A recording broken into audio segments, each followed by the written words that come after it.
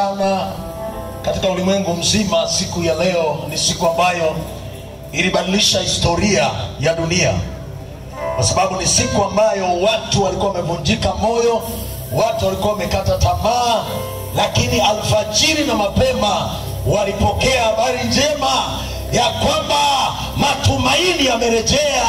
Kile ambacho kilikuwa kimewavunja moyo kwamba Mwokozi amekufa, wakapata taarifa yu hai.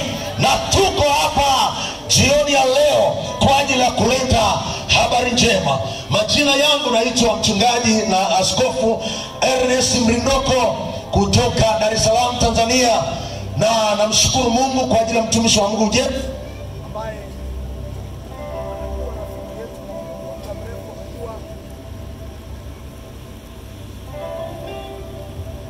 Bwana Yesu asifiwe. Namtukuza Mungu kwa ajili ya Prophet James.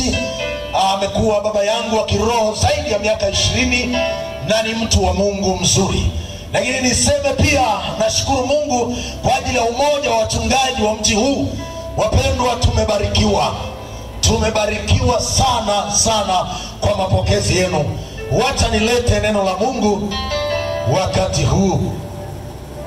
Tutakwenda kusoma katika kitabu kile cha Marko, ile mlango wa 5, kitabu cha Marko mlango ule wa 5, na tutaanzia ule mstari wa 14.